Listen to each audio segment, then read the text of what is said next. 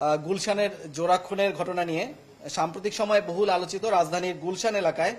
নৃশংসভাবে গলা কেটে দুজনকে হত্যাকাণ্ডের মূল আসামি রুমনকে চট্টগ্রামের হালিশহর থেকে গ্রেপ্তার করেছে র্যাব। গত 28শে অক্টোবর 2024 তারিখে রুমন একটি চায়ের দোকানে কাজ করত। তার যে সেই চায়ের দোকানের যে মালিক সেই রফিকুল ইসলাম শিকদার এবং সেখানে আরেকজন কর্মরত ছিলেন সাব্বির, যাদের বাড়ি মূলত বরিশাল এবং ময়মনসিংহ এলাকায়। সেখানে যে আমাদের যে আসামি রুমন, সে মূলত সেখানে 7 থেকে 15 দিন পূর্বে সেখানে চাকরি নেয় এবং চাকরি নেওয়ার পরে সেখানে তিনি একসাথে সেখানে থাকেন এবং সেই বাসার পিছনে একটা জায়গাতে তারা একসাথে বসবাস করতেন। পরবর্তীতে সেই যে দোকানের যে মালিক মোহাম্মদ রফিকুল ইসলাম, বরিশাল নিবাসী, তার সাথে কিছু লোকের টাকা পয়সা রিলেটেড কিছু সমস্যার কারণে এই রুমনের সাথে তাদের যোগাযোগ হয় এবং তারা সবাই মিলে একসাথে পরিকল্পনা করে যে এই যে ভিকটিম মোহাম্মদ রফিকুল ইসলাম এবং সাব্বির 15 বছর বয়সী, তাদেরকে তারা হত্যা করবে। এরই ধারাবাহিকতায়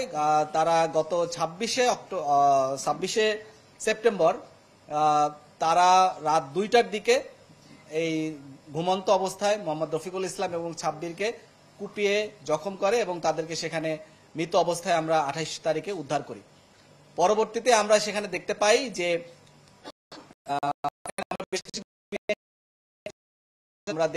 যে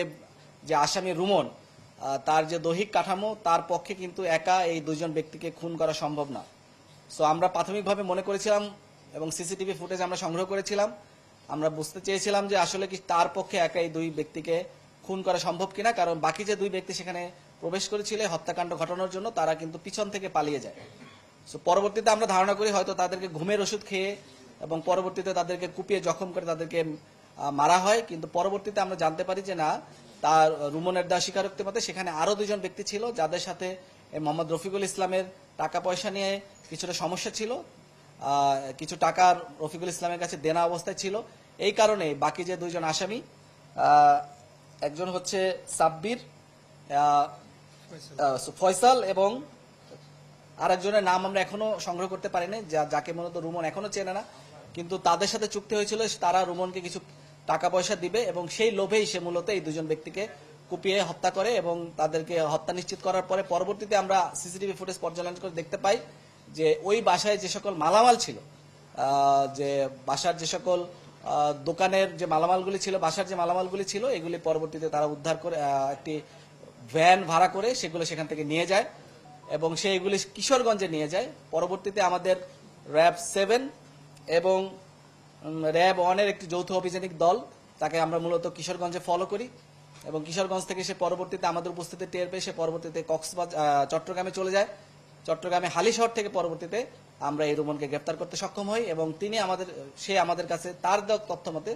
তিনি প্রাথমিকভাবে স্বীকার করেছেন যে তিনি হত্যাকাণ্ডের সাথে জড়িত এবং হত্যাকাণ্ডের সাথে আরো যে দুজন ব্যক্তি জড়িত আছে তাদেরকে আমরা গ্রেফতার করার জন্য চেষ্টা চালিয়ে যাচ্ছি এবং আশা করি আমরা অচিরে তাদেরকে ধরতে পারবো। ডিজাইন, এলিগেন্স, বিউটি, সেরা পণ্য সবার জন্য জেভিকো।